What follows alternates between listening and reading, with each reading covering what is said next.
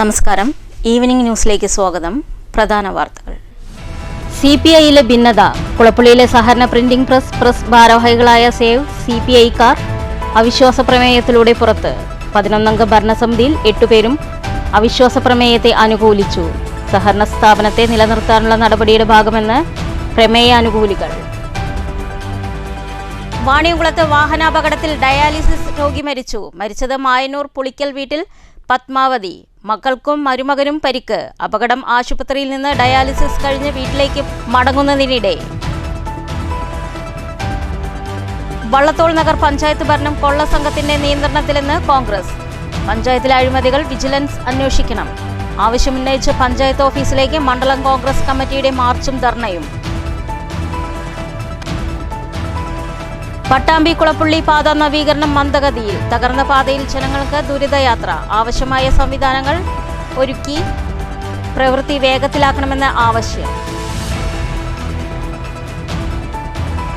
Vadanamkurissi government higher secondary സ്കൂളിൽ പുതിയ കെട്ടിട നിർമ്മാണം പുരോഗമിക്കുന്നു. ഹൈസ്കൂൾ വിഭാഗം ഇരുനില കെട്ടിട നിർമ്മാണം 2 കോടി രൂപ ചെലവിൽ. പ്രവൃത്തി 2026 ജനുവരിയിൽ പൂർത്തിയാകും. വാർത്തകൾ വിശദമായി. CPIക്കുള്ളിലെ ഭിന്നത.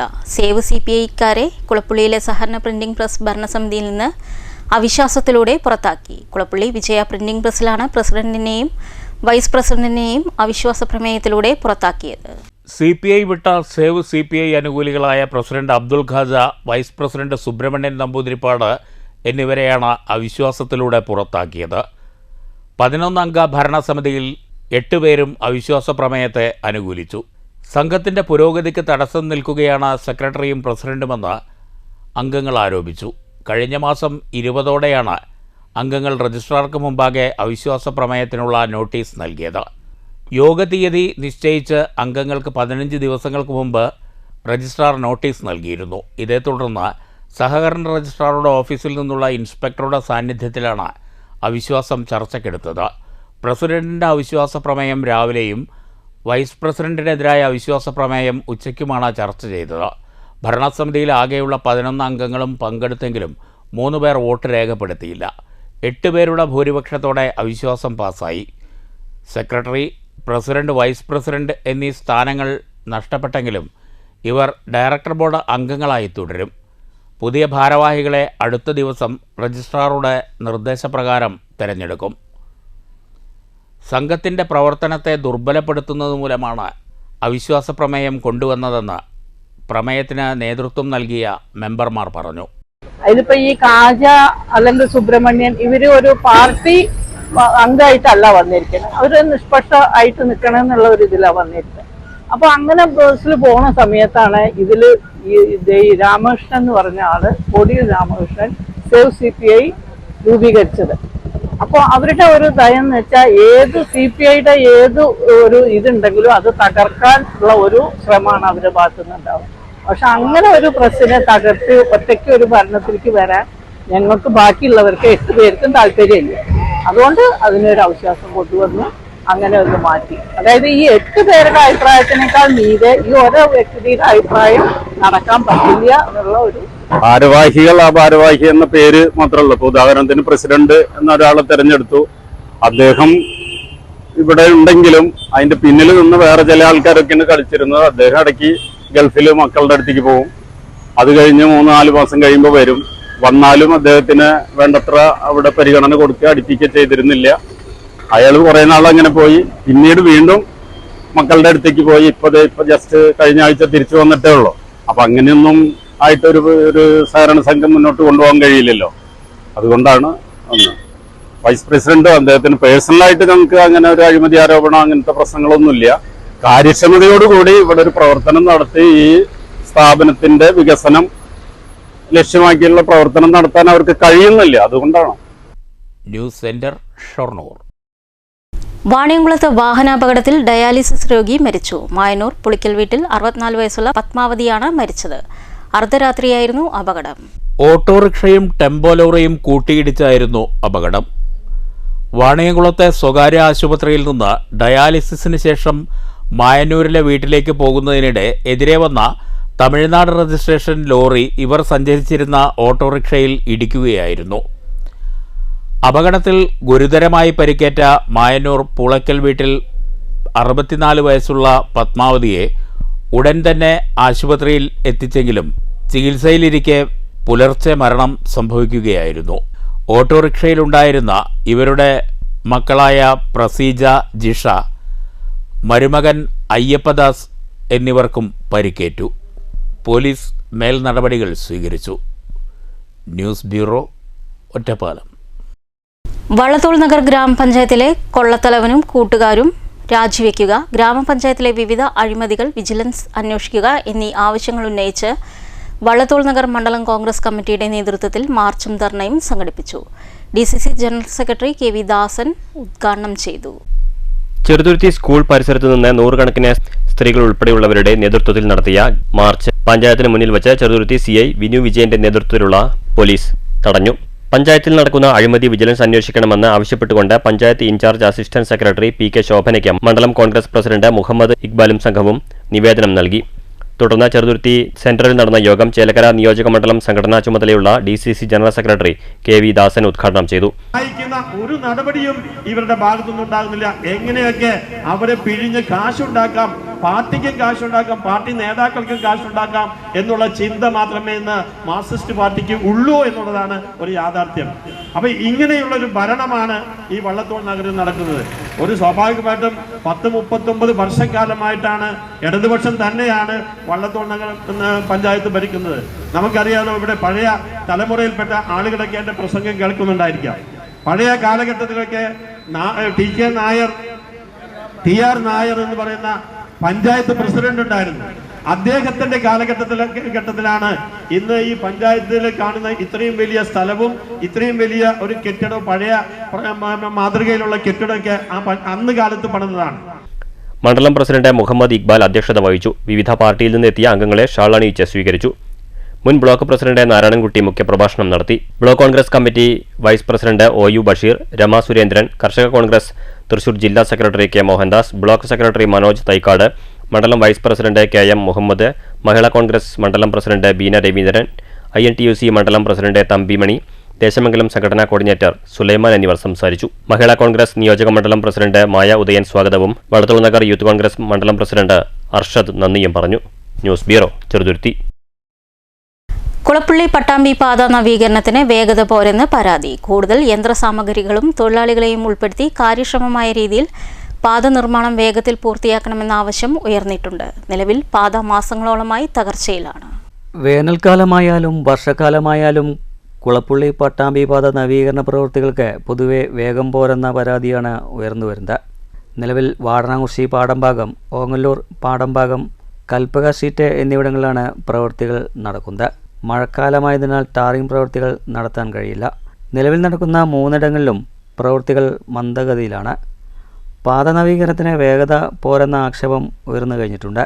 കൂടുതൽ യന്ത്ര സാമഗ്രികളും തൊഴിലാളികളെയും ഉപയോഗിച്ച് പ്രവൃത്തികൾ വേഗത്തിലാക്കണമെന്ന ആവശ്യമാണ് ഉയർന്നു വരുന്നത്.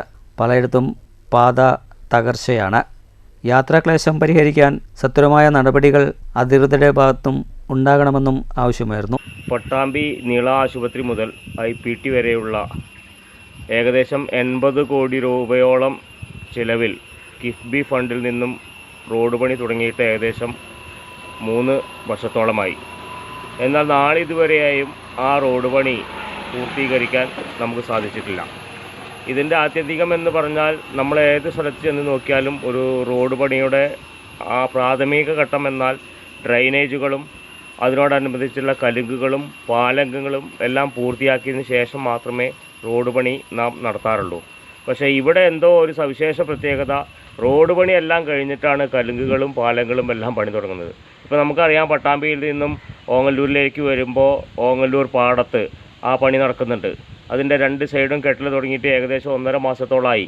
ഇന്നിപ്പോൾ ഞാൻ കണ്ടൊരു കാഴ്ചയാണ്, കേവലം വെറും 4 ജോലിക്കാരെ മാത്രം വെച്ചിട്ടാണ് അവിടെ കമ്പി മുറിച്ചിട്ട് അവിടെ പണി നടക്കുന്നത്. അതുപോലെ തന്നെയാണ് വാടനാകുറിശി സ്കൂൾ ഇറക്കം മുതൽ മലബാർ മില്ല് വരെയുള്ള ആ ഭാഗവും.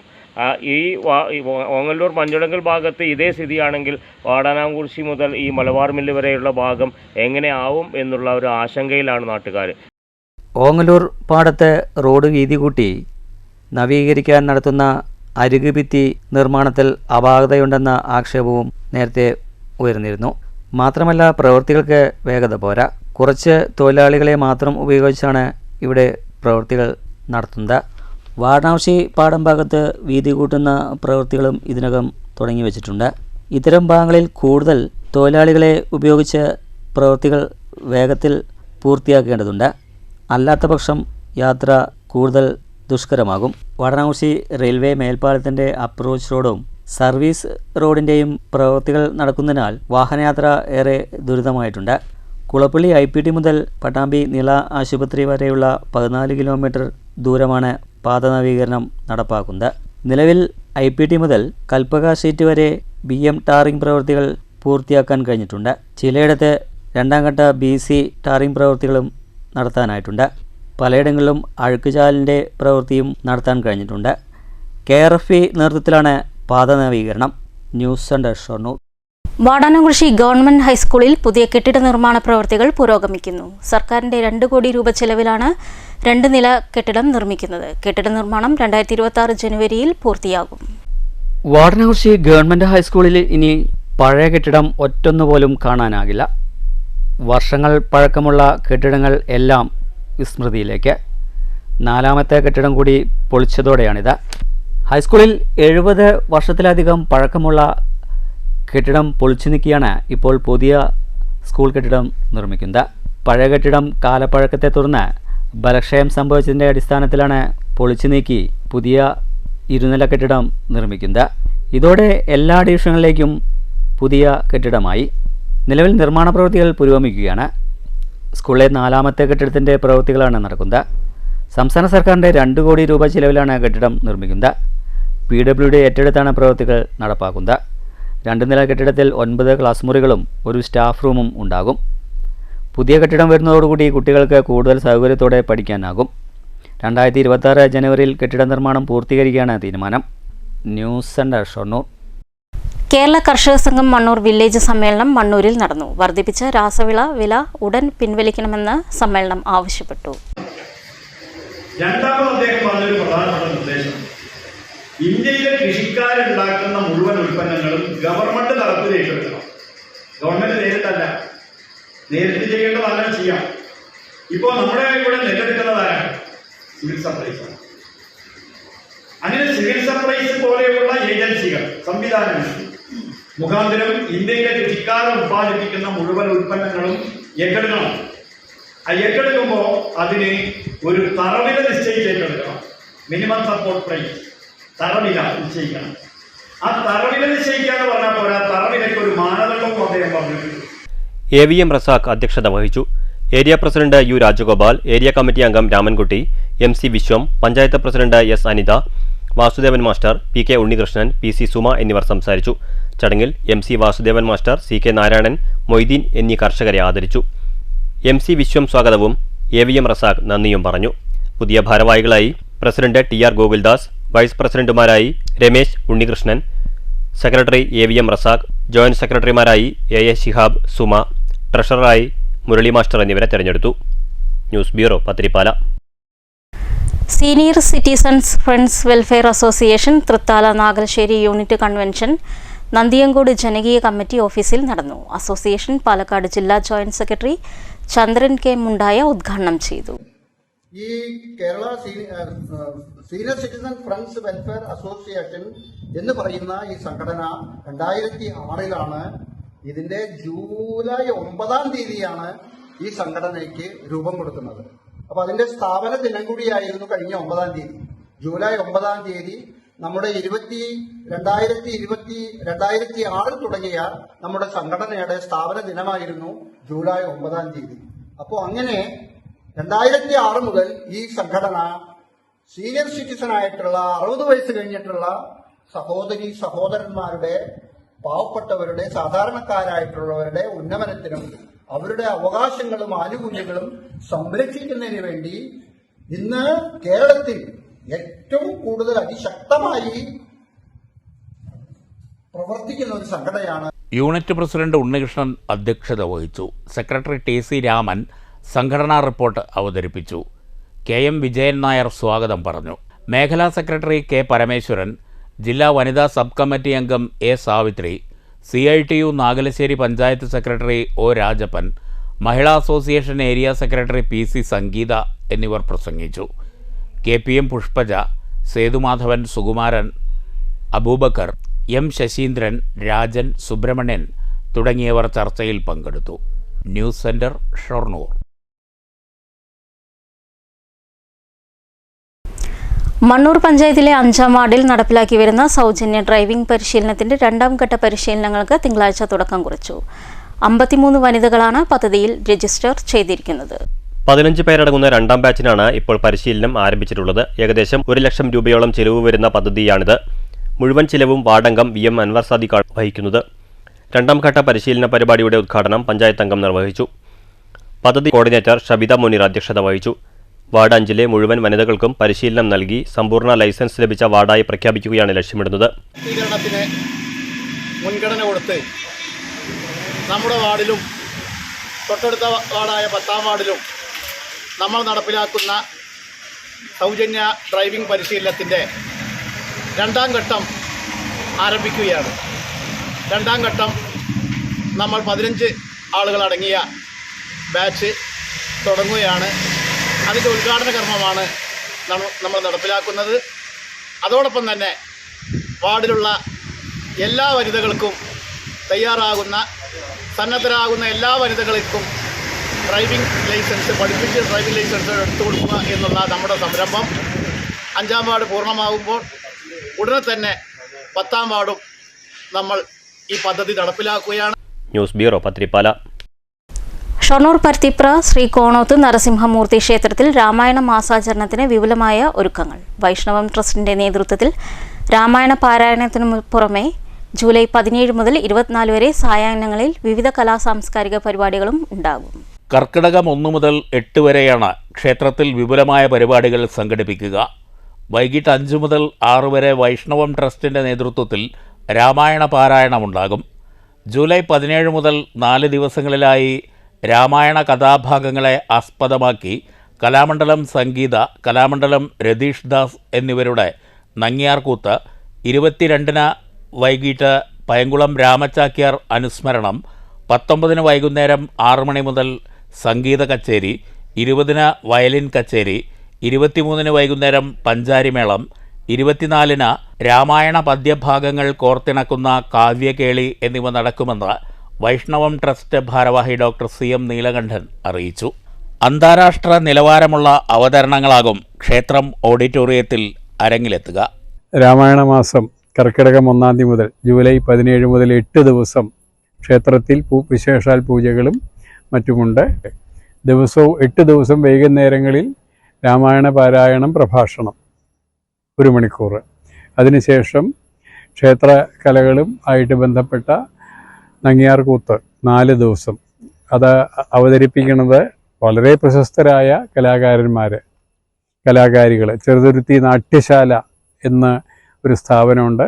അതിൻ്റെ ഭാരവാഹികളും അന്താരാഷ്ട്ര പ്രശസ്തിയുള്ള കലാകാരന്മാരും കലാകാരികളുമാണ് കലാമണ്ഡലം സംഗീത, കലാമണ്ഡലം രതീഷ് ദാസ്, അവരുടെ ഒപ്പമുള്ള കലാമണ്ഡലം സജിത, നീല, അശ്വതി തുടങ്ങിയവരും മിഴാവിലും മറ്റും ഇടയ്ക്കയിലും മറ്റുമുള്ള പ്രശസ്തരായ കലാകാരന്മാർ 4 ദിവസം വൈകുന്നേരം രാമായണ പാരായണ പ്രഭാഷണങ്ങൾക്ക് ശേഷം രാമായണ കഥാഭാഗങ്ങൾ ഇവിടെ നങ്ങ്യാർകൂത്തായിട്ട് അവതരിപ്പിക്കും.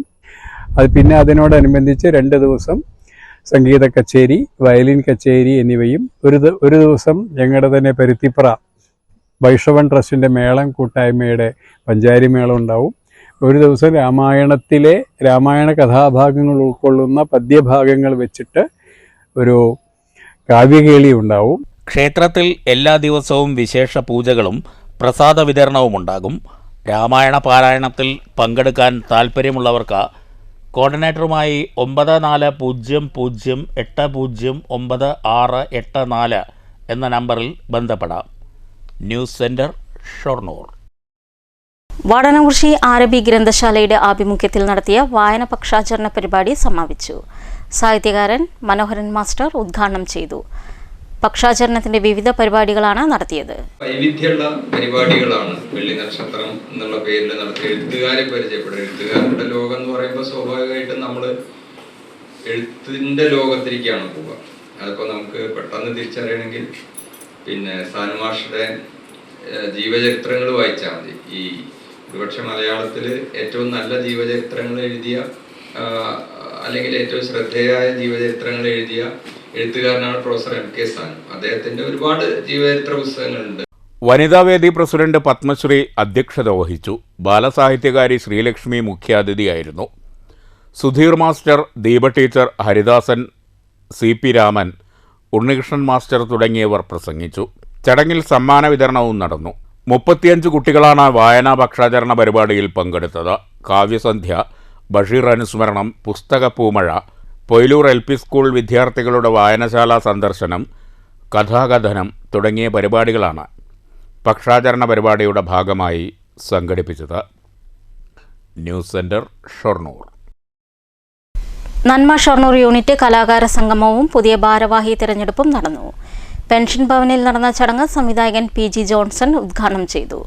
ഷൊർണൂരിലെ ഗായകരുടെ മെലഡി ഗാനമേളയും ഉണ്ടായിരുന്നു. നന്മ ഷൊർണൂർ യൂണിറ്റ് പ്രസിഡന്റായി ബാലരവിയെയും സെക്രട്ടറിയായി ഭവാനിയെയും ട്രഷററായി VA സ്റ്റീഫനെയും തിരഞ്ഞെടുത്തു. P. ഗംഗാധരൻ പിള്ളയുടെ ഭൂപടത്തിൽ നടക്കുന്ന ജമീല കഥാസമാഹാരം പ്രകാശനം കോങ്ങാട് നടന്നു. ഡോക്ടർ CP ചിത്രഭാനു കഥകളി ആചാര്യൻ കലാമണ്ഡലം KG വാസുദേവൻ നായർക്ക് നൽകിയാണ് പുസ്തക പ്രകാശനം നടന്നത്. അവൻ സമൂഹത്തിൽ ജീവിച്ച് സമൂഹത്തിൽ വ്യവഹരിച്ച് ഈ ലോകത്ത് നിന്നും മറഞ്ഞു പോകുന്ന മനുഷ്യനാണ്. ആ മനുഷ്യന്റെ മുതൽക്കൂട്ട് എന്ന് പറയുന്നത് സാംസ്കാരികവും സാഹിത്യവും മനുഷ്യസ്നേഹവും സമൂഹത്തോടുള്ള കടപ്പാടുമാണ്. ഇപ്പോൾ ഒരാൾ എന്തിനാണ് എഴുതുന്നത്? ഈ ചോദ്യം വളരെ പ്രസക്തമായിട്ട് നമ്മുടെ മുന്നിൽ നിലനിൽക്കുന്നു. ഒരാൾ എന്തിനാണ് വായിക്കുന്നത്? പൂക്കസ ജില്ലാ ജോയിന്റ് സെക്രട്ടറി ജയപ്രകാശ് അധ്യക്ഷത വഹിച്ചു. SP ജയദേവൻ, KN കുട്ടി, P മധു, പ്രദീപ്, MN ലതാദേവി എന്നിവർ സംസാരിച്ചു. ഗ്രന്ഥകർത്താവ് P ഗംഗാധരൻ പിള്ള മറുപടി പ്രസംഗം നടത്തി. ഗ്രാമവികസന വകുപ്പിൽ ബ്ലോക്ക് ഡെവലപ്മെന്റ് ഓഫീസറായി വിരമിച്ച എഴുത്തുകാരനും സാമൂഹ്യ പ്രവർത്തകനും കൂടിയാണ് ഗ്രന്ഥകർത്താവ് ഗംഗാധരൻ പിള്ള. പുരോഗമന കലാസാഹിത്യ സംഘം മുണ്ടൂർ മേഖലാ കമ്മിറ്റി കോങ്ങാട് സംഘടിപ്പിച്ച പരിശീലന പരിപാടിയിലാണ് പുസ്തക പ്രകാശനം നടന്നത്. ഗംഗാധരൻ പിള്ളയുടെ രണ്ടാമത്തെ പുസ്തകമാണിത്. News bureau, Pathirippala. പ്രധാന വാർത്തകൾ വീണ്ടും. CPIയിലെ ഭിന്നത. കുളപ്പള്ളിയിലെ സഹകരണ പ്രിന്റിംഗ് പ്രസ് ഭാരവാഹികളായ സേവ് CPIക്കാർ അവിശ്വാസ പ്രമേയത്തിലൂടെ പുറത്ത്. 11-അംഗ ഭരണസമിതിയിൽ 8 പേരും അവിശ്വാസ പ്രമേയത്തെ അനുകൂലിച്ചു. സഹകരണ സ്ഥാപനത്തെ നിലനിർത്താനുള്ള നടപടിയുടെ ഭാഗമെന്ന് പ്രമേയാനുകൂലികൾ. വാണിയംകുളത്ത് വാഹനാപകടത്തിൽ ഡയാലിസിസ് രോഗി മരിച്ചു. മരിച്ചത് മായന്നൂർ പുളിക്കൽ വീട്ടിൽ പത്മാവതി. മക്കൾക്കും മരുമകനും പരിക്ക്. അപകടം ആശുപത്രിയിൽ നിന്ന് ഡയാലിസിസ് കഴിഞ്ഞ് വീട്ടിലേക്ക് മടങ്ങുന്നതിനിടെ. വള്ളത്തോൾ നഗർ പഞ്ചായത്ത് ഭരണം കൊള്ള സംഘത്തിന്റെ നിയന്ത്രണത്തിലെന്ന് കോൺഗ്രസ്. പഞ്ചായത്തിലെ അഴിമതികൾ വിജിലൻസ് അന്വേഷിക്കണം. ആവശ്യമുന്നയിച്ച് പഞ്ചായത്ത് ഓഫീസിലേക്ക് മണ്ഡലം കോൺഗ്രസ് കമ്മിറ്റിയുടെ മാർച്ചും ധർണയും. പട്ടാമ്പി കുളപ്പുള്ളി പാത നവീകരണം മന്ദഗതിയിൽ. തകർന്ന പാതയിൽ ജനങ്ങൾക്ക് ദുരിതയാത്ര. ആവശ്യമായ സംവിധാനങ്ങൾ ഒരുക്കി പ്രവൃത്തി വേഗത്തിലാക്കണമെന്ന ആവശ്യം. വാടാനംകുറിശി ഗവൺമെന്റ് ഹയർ സെക്കൻഡറി സ്കൂളിൽ പുതിയ കെട്ടിട നിർമ്മാണം പുരോഗമിക്കുന്നു. ഹൈസ്കൂൾ വിഭാഗം 2 നില കെട്ടിട നിർമ്മാണം 2 കോടി രൂപ ചെലവിൽ. പ്രവൃത്തി 2026 ജനുവരിയിൽ പൂർത്തിയാകും. ഈ വാർത്താ ബുള്ളറ്റിൻ അവസാനിക്കുന്നു. നമസ്കാരം.